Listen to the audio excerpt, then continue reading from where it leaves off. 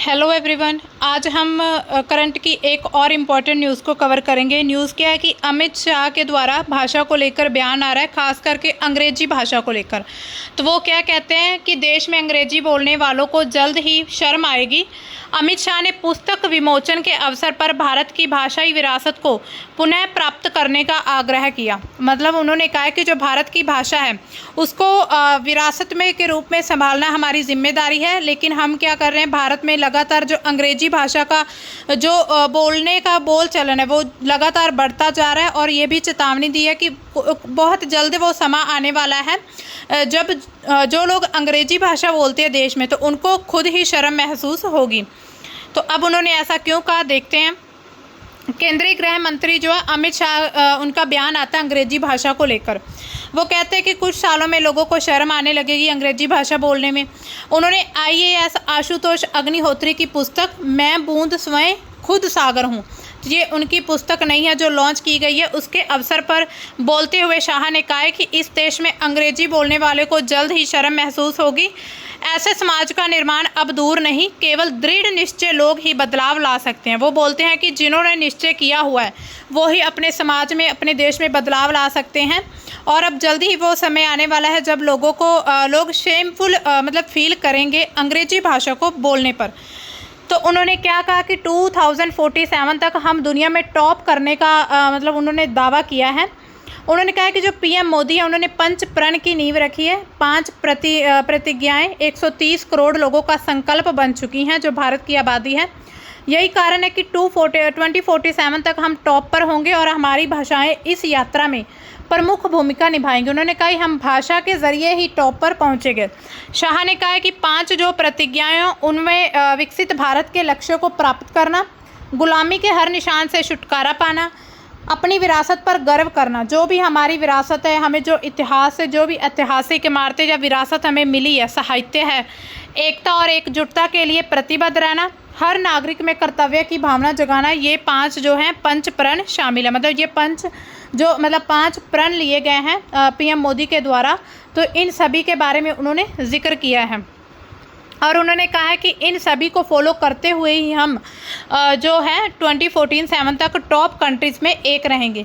प्रशासनिक अधिकारियों की ट्रेनिंग में बदलाव करने की ज़रूरत, उन्होंने ये भी कह दिया कि जो एडमिनिस्ट्रेशन जो ऑफिसर्स होते हैं उनकी जो भी ट्रेनिंग है उसमें चेंजेस करने बहुत ज़रूरी हैं। क्योंकि उन्होंने कहा है कि उन्हें शायद ही हमारी व्यवस्था में सहानुभूति लाने के लिए ट्रेंड किया जाता है। ऐसा शायद इसलिए क्योंकि अंग्रेजी के सामने इस ट्रेडिंग मॉडल की प्रेरणा मिली है। मतलब अंग्रेज़ों से ही हमें ट्रेनिंग की जो भी सीखने सिखाने की या लेने की, ट्रेनिंग देने की या लेने की जो भी हमें प्रोसेस पता चला अंग्रेज़ों के माध्यम से। उन्होंने कहा है कि अगर कोई शासक या प्रशासक बिना सहानुभूति के शासन करता है तो वह शासन के वास्तविक उद्देश्य को प्राप्त नहीं कर सकता। मतलब कि शासन करने के लिए सहानुभूति होना बहुत ज़रूरी है। तो ये उनकी वर्डिंग है कि भारत की भाषाई विरासत को दोबारा पाने और देशी भाषाओं पर गर्व के साथ दुनिया का नेतृत्व करने का समय आ गया है। केवल वही बदलाव ला सकते हैं जो दृढ़ हैं। तो ये केंद्रीय मंत्री अमित शाह, उनका बयान है। उन्होंने और क्या कहा कि साहित्य हमारे समाज की आत्मा है। वो कह रहे हैं कि अब हमारा देश घोर अंधकार के युग में डूब चुका है। साहित्य ने फिर भी हमारे धर्म, स्वतंत्रता, संस्कृति के दीप जलाए रखे हैं। जब सरकार बदली तो किसी ने इसका विरोध नहीं किया, लेकिन जब भी किसी ने हमारे धर्म, संस्कृति, साहित्य को छूने की कोशिश की तो हमारा समाज उसके खिलाफ खड़ा हो गया। साहित्य हमारे समाज की आत्मा है, ये उनका कहना है। औपनिवेशिक गुलामी का प्रतीक, वो बोलते हैं कि जो अंग्रेजी है दुनिया भर में औपनिवेशिक गुलामी का प्रतीक है, क्योंकि अंग्रेजी कहाँ से आई है? अंग्रेज़ों से। जब अंग्रेज भारत में आए थे तो वो अपने साथ बहुत जो अपनी संस्कृति उनकी थी वो भारत में ही छोड़कर चले गए और भारतीय लोगों ने बड़े गर्व के साथ वेस्टर्न जो भी कल्चर था उसको अपनाना शुरू कर दिया। आज जब भी हम देखते हैं तो भारतीय लोग हैं वो अपने कल्चर से ज़्यादा फॉरेन कंट्रीज़ के कल्चर को फॉलो करते हैं और इसमें बड़ा ज़्यादा गर्व महसूस करते हैं कि हम बहुत ही अच्छा कर रहे हैं। लेकिन कहीं ना कहीं अपनी जो मूल संस्कृति होती है उसको संरक्षण देना भी हमारा फ़र्ज़ होता है। उन्होंने कहा कि हमारे देश, संस्कृति, इतिहास, हमारे धर्म को समझने के लिए कोई भी विदेशी भाषा पर्याप्त नहीं हो सकती। हमें अपनी भारतीय भाषा का ही सहारा लेना होगा। अधूरी विदेशी भाषाओं के माध्यम से संपूर्ण भारत की हम कल्पना नहीं कर सकते। केंद्रीय मंत्री ने कहा कि मुझे एहसास है कि लड़ाई कितनी भी कठिन है, लेकिन मुझे पूरा यकीन है कि भारतीय समाज इसे जीत जाएगा। उन्होंने विश्वास दिलाया है कि मुझे पूरा यकीन है कि जो लोग हैं वो अपनी भारतीय भाषा को अपनाएंगे। एक बार फिर आत्मसम्मान के साथ हम अपने देश को अपनी भाषा से चलाएंगे, दुनिया का नेतृत्व भी करेंगे। अब देखिए इस पर क्या होता है, अमित शाह ने तो बयान दे दिया, लेकिन उस पर अब उस पर टिप्पणी करते हैं आईएसएफ के विधायक हैं, जो इंडियन सेक्युलर फ्रंट के विधायक हैं। उन्होंने अमित शाह का विरोध किया है। नौशाद सिद्दीकी इनका नाम है। तो इन्होंने सवाल किया कि शाह हमें बताएं कि हम कौन सी भाषा हमें बोलनी चाहिए, सिर्फ हिंदी? हमारे देश में बंगाली, हिंदी, अंग्रेजी जो भी उन्हें पसंद है वो बोलेंगे। भारत कई भाषाओं का देश है, मतलब भारत में कई भाषाएं बोली जाती हैं। लोग अपनी पसंद की कोई भी भाषा बोलने और सीखने के लिए आज़ाद हैं। अंग्रेजी एक इंटरनेशनल लैंग्वेज है और इसका ज्ञान होना ज़रूरी है। तो उन्होंने कहा, ये उसके विपक्ष में जवाब देते हैं कि इंटरनेशनल लैंग्वेज की नॉलेज होना ज़रूरी है। लोगों की मर्ज़ी, इतनी आज़ादी है कि वो अपनी मर्ज़ी से भाषा या कोई भी संस्कृति को चुन सकते हैं। उन पर हम दबाव नहीं डाल सकते कि आप यही भाषा बोलें। अब हम बात करते हैं कि भारत में जो भाषाएं हैं वो कौन कौन सी हैं और उनके बारे में थोड़ी इन्फॉर्मेशन लेते हैं। भारत में जो भाषाएं बोली जाती हैं 459 भाषाएं हैं स्थानीय भाषाओं को मिलाकर, मतलब जो राज्य की भाषाएं हैं उसके अलावा जो स्थानीय भाषाएं हैं छोटे छोटे एरियाज़ में बोली जाती है, टोटल मिलाकर 459 भाषा भारत में बोली जाती हैं। तो ये टॉप 10 कंट्रीज़ हैं जिसमें सबसे ज़्यादा भाषा बोली जाती है। सबसे पहले पापुआ न्यू गिनी, इनमें 841 भाषा, इंडोनेशिया में 721, नाइजीरिया में 538, भारत में 459, यूएसए में 364, ऑस्ट्रेलिया, फिर People's Republic of China, Mexico, Cameroon और ब्राज़ील। तो ये टॉप 10 कंट्रीज़ हैं जिसमें सबसे ज़्यादा भाषाएं बोली जाती हैं। इसके अलावा जब भारतीय उपमहाद्वीप का हिस्सा था, पूरा भारत उपमहाद्वीप था, तो साउथ एशियन लैंग्वेज की जो फैमिलीज़ हैं, मतलब जो अगर हम यहाँ के भाषाई परिवारों की बात करें, जो साउथ एशिया, दक्षिण एशिया की जो भी फैमिलीज़ हैं, भाषाई परिवार हैं, उनमें कौन कौन से थे? इंडो आर्यन लैंग्वेज जो थी वो इतने बड़े भूभाग पर बोली जाती थी, और आज भी हमें इंडो आर्यन की जो भाषा परिवार है उससे ही हमारी जितनी भी भाषाएं निकली हैं उनके ये इंडो आर्यन भाषा उनका आधार रही हैं। ईरानियन लैंग्वेज यहाँ पर एरिया में बोली जाती थी, अफ़गानिस्तान और पाकिस्तान का थोड़ा हिस्सा। उसके बाद नूरिस्तानी लैंग्वेजेस, तो ये बिल्कुल थोड़े माइनर से हिस्से पर यहाँ पर है अफ़गानिस्तान में, पाकिस्तान और अफ़गानिस्तान के बॉर्डर पर। उसके अलावा द्रविडियन लैंग्वेज पाकिस्तान में, और द्रविडियन लैंग्वेज जो है, मतलब ये जो भाषा परिवार है ज़्यादा हमें दक्षिण एरिया में देखने को मिलता है, भारत के दक्षिण क्षेत्र में। ऑस्ट्रो एशियाटिक लैंग्वेजेस, ये बीच बीच में थोड़ी झारखंड, बिहार या मध्य भारत में बिल्कुल थोड़े से ये यहाँ पर परिवार मिलते हैं इसके। तिब्बत बर्मी लैंग्वेज यहाँ पर आप देख सकते हैं, नेपाल के बॉर्डर पर, भूटान, इधर अरुणाचल प्रदेश और यहाँ पर जम्मू कश्मीर के। तुर्की लैंग्वेजेस जो हैं वो यहाँ पर अफ़गानिस्तान के एरिया में। और अनक्लासिफाइड लैंग्वेज, मतलब कि जिनको अभी तक क्लासीफाई नहीं किया गया, ये कौन से भाषा परिवार से? तो ये हैं पाकिस्तान में थोड़ी से क्षेत्र है जहाँ पर बोले जाते हैं। इसके अलावा अगर हम भारत के जो रीजनल भाषाएं की बात करें तो आप देख सकते हैं जम्मू कश्मीर के क्षेत्र में जो है उर्दू, पंजाब में पंजाबी, और ये मध्य भारत है जो इतना बड़ा क्षेत्र है इसमें हिंदी बोली जाती है।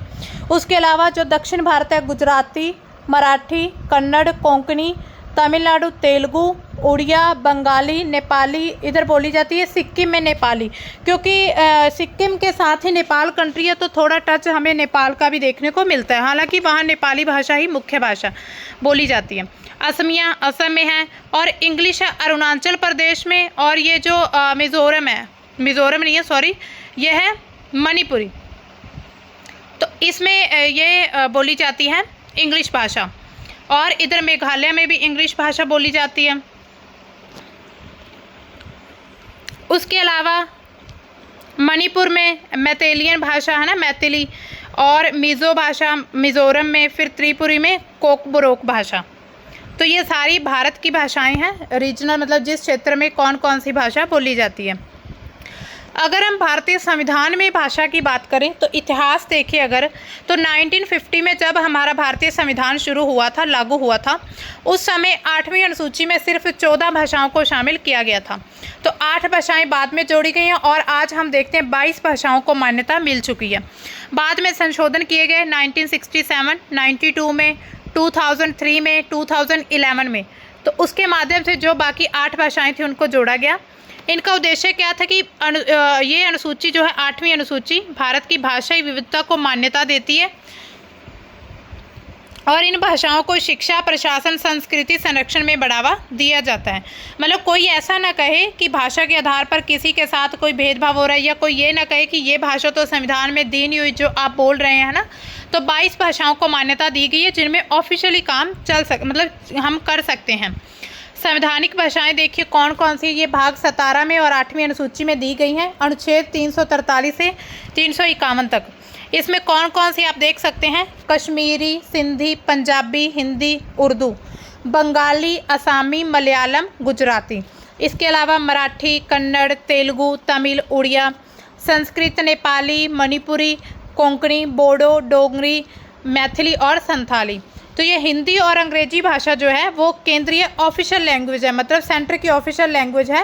हालांकि राष्ट्रभाषा कोई भी नहीं है, राष्ट्रभाषा कोई भी नहीं है। मतलब अगर आप कहें कि पूरे भारत की एक भाषा इंग्लिश है, सिर्फ हम इंग्लिश में ही बात कर सकते हैं, सिर्फ हम इंग्लिश में ही काम कर सकते हैं, तो बिल्कुल गलत है। राष्ट्रीय भाषा की मतलब कोई भी ऐसी भाषा नहीं है जिसको राष्ट्रीय भाषा का दर्जा दिया जाए। लेकिन जो आधिकारिक मतलब ऑफिशियल भाषाएं हिंदी और अंग्रेजी हैं पूरे भारत की। उसके अलावा स्टेट्स में अपनी अपनी ऑफिशियल लैंग्वेज है, जैसे पंजाब में पंजाबी है ना, असम में असामी, बंगाल में बंगाली है, उसके अलावा गुजरात में गुजराती। तो ये सभी ऑफिशियल लैंग्वेज वहाँ पर चलती हैं। अगर हम ये देखें कि कौन से ईयर में कौन सी भाषा को मान्यता मिली थी, तो आप देख सकते हैं रिसेंटली कौन कौन सी भाषाएं ऐड हुई हैं। ये संथाली, उसके अलावा मैथिली, डोगरी, बोडो। तो ये 4 भाषाएं बाद में ऐड की गई हैं 2003 में। उससे पहले 92 में जो है नेपाली को ऐड किया गया था, उसके साथ मणिपुरी, मतलब जो नॉर्थ ईस्ट स्टेट्स हैं उनकी भाषाओं को। तो ये आप अच्छे से देख सकते हैं, इसको समझ सकते हैं।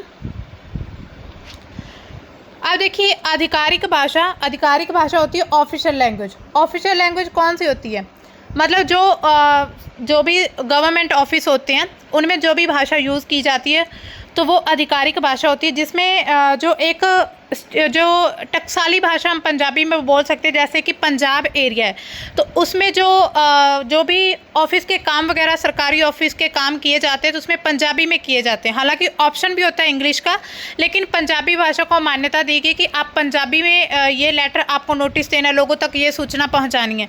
तो इसी तरह से ये ऑफिशियल लैंग्वेज किसी भी स्टेट की अलग अलग हो सकती है। ऑफिशियल लैंग्वेज से कुछ प्रावधान किए गए हैं इससे रिलेटेड संविधान में। तो क्या है, सबसे पहले अनुच्छेद 343 क्या कहता है, हिंदी को संघ की आधिकारिक भाषा घोषित किया गया। ऑफिशियल लैंग्वेज है पूरे संघ की, मतलब कि पूरे भारत की। देवनागरी लिपि में अंग्रेजी का उपयोग पहले 15 वर्षों के लिए और बाद में आधिकारिक भाषा अधिनियम 93 आता है उसके तहत और निश्चित समय के लिए इसको सहायक भाषा के रूप में जारी किया गया कि ये एक हेल्पर भाषा हो सकती है। अनुच्छेद 344 क्या कहता है कि भाषा से संबंधित जो भी नीतियां हैं उसके लिए आयोग संसदीय समिति का गठन किया जा सकता है। 345 आर्टिकल कहता है कि राज्यों को अपनी ऑफिशियल लैंग्वेज चुनने का पूरा अधिकार है, जैसे तमिलनाडु में तमिल, कर्नाटक में कन्नड़। तो अपने अकॉर्डिंग ये अपनी जो स्टेट लैंग्वेज है वो ऑफिशियल लैंग्वेज चुन सकते हैं। 347 राष्ट्रपति किसी भाषा को विशेष मान्यता दे सकता है, खासतौर पर जो पिछड़े हुए एरियाज होते हैं, जैसे कि आदिवासियों की कोई भाषा होती है, यदि उनकी उस क्षेत्र में मांग है तो राष्ट्रपति को ये अधिकार है कि किसी पर्टिकुलर लैंग्वेज, किसी खास भाषा को विशेष मान्यता मिल सकती है। अनुच्छेद 350 क्या कहता है कि हर एक व्यक्ति को अपनी भाषा में शिकायत दर्ज करने का अधिकार है। अगर कोई व्यक्ति आपके सामने जाता है पंजाबी में, हिंदी में और कहीं भी FIR लिखवाने या कहीं भी कंप्लेंट करने, तो आप उससे ये नहीं कह सकते कि आप अंग्रेजी भाषा में लिख कर आइए या हिंदी में। उसको जो लैंग्वेज आती है वो उसमें लिखने का उसका अधिकार है। प्राथमिक शिक्षा में जो मदर टंग है उसमें शिक्षा दी जाएगी। 351 आर्टिकल कहता है कि हिंदी का विकास और प्रचार के लिए केंद्र सरकार को ये निर्देश दिए जाते हैं। भारतीय भाषाओं के शब्दों में शामिल करने की बात की गई है। इसके अलावा भारत की जो प्रमुख भाषाएं और उनके क्षेत्र हम देखें, आप देख सकते हैं यहाँ पर दिख ही रहे हैं कि यहाँ पर है हिंदी, पंजाब में पंजाबी, कश्मीरी, लद्दाखी, गुजराती, मराठी, कोंकणी, कन्नड़, जो भी है ना, सारे अपने अपने एरिया में ये सभी ऑफिशियल लैंग्वेज भी हम इन्हें कह सकते हैं और ये प्रमुख भाषाएं, प्रमुख क्षेत्र हैं। इसके अलावा अगर हम भारतीय भाषाओं का महत्व देखें तो क्या है, सबसे पहले संस्कृति की पहचान होती है। जो हमारी मूल संस्कृति है जिससे हम पहचाने जाते हैं वो हमारी भाषा होती है। जैसे कोई अगर पंजाबी बोले तो आपको तुरंत पता चल जाएगा कि ये पंजाब कल्चर, इसका कल्चर जो है, संस्कृति पंजाबी है, ये उससे बिलोंग करता है। उसके अलावा बंगाली, तमिल, तेलुगु, मराठी भारत की जो समृद्ध सांस्कृतिक विरासत है उसका आधार है। विविधता का प्रतीक है। भारत में 22 जो अनुसूचित भाषाएं हैं, सैकड़ों बोलियां बोली जाती हैं, देश को बहुलतावादी संस्कृति को दर्शाती हैं। हर एक भाषा अपने आप में अनूठी दृष्टि विस्तृत प्रस्तुत करती हैं। साहित्य और ज्ञान का भंडार होता है। किसी भी भाषा के अगर हम संस्कृत को देखें, जैसे कि पाली, तमिल जैसी जो भी प्राचीन भाषाओं में, तो हमें उसमें काफ़ी सारे ग्रंथ, वेद देखने को मिलते हैं। तो उससे हमें क्या, काफ़ी ज़्यादा इतिहास, अपने साहित्य के बारे में जानकारी मिलती है। जैसे जो भी महान कवि हुए हैं, जैसे कि रविंद्रनाथ टैगोर, प्रेमचंद, ये ऐसे साहित्यकार जो हैं, इनकी रचनाएँ हमें इन भाषाओं में देखने को मिलती हैं।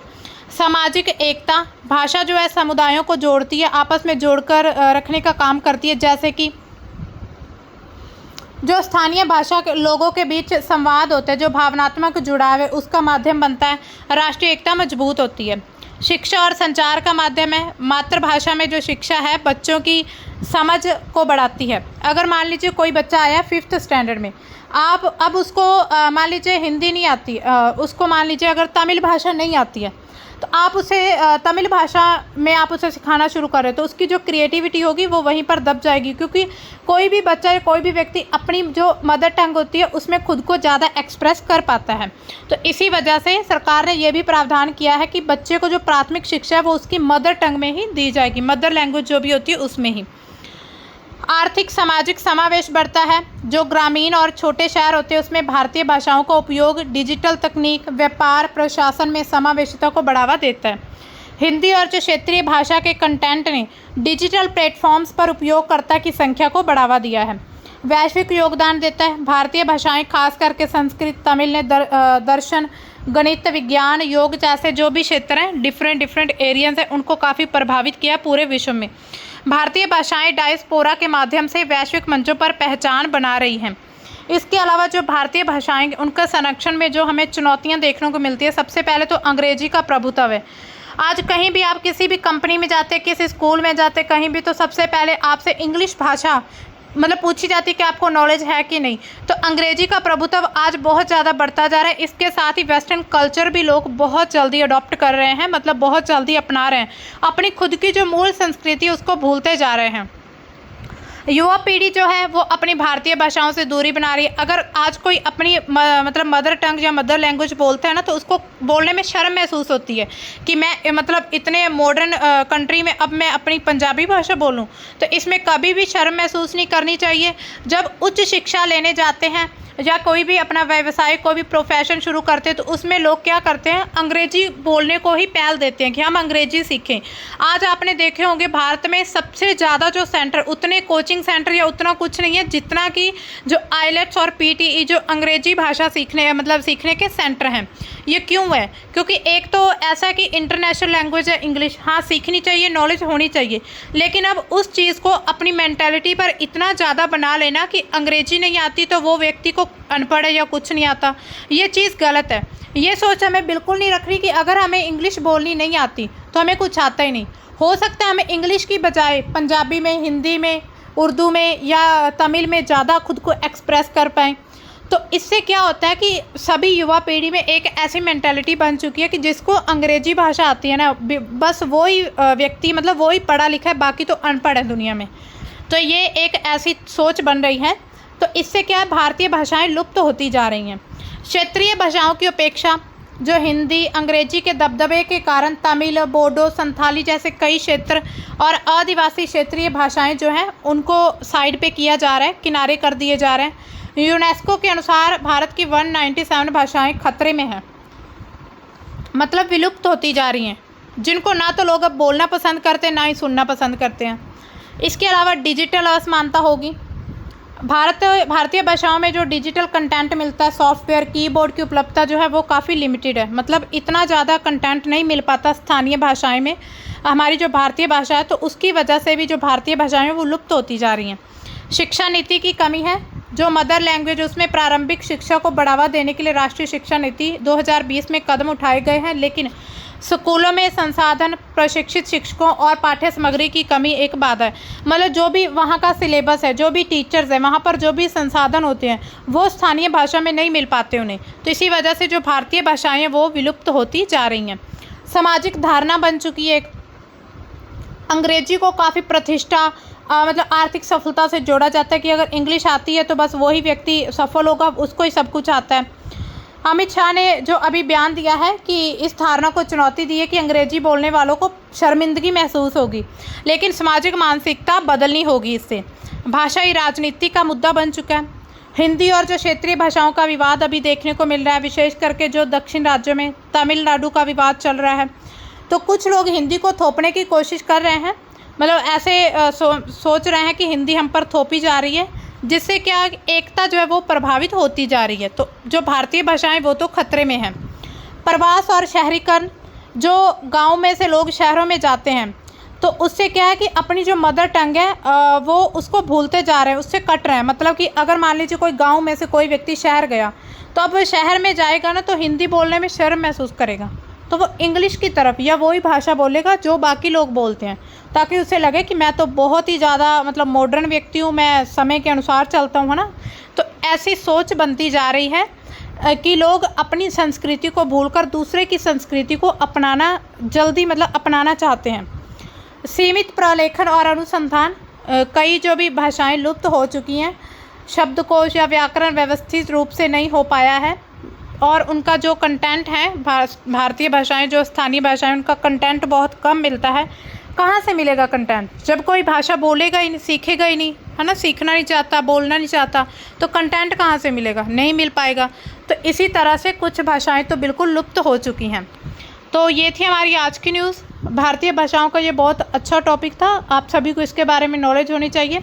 आई होप समझ आ गई होंगी। तो मिलते हैं हम अपनी नई न्यूज़ के साथ, तब तक के लिए बाय, थैंक्स फॉर वॉचिंग।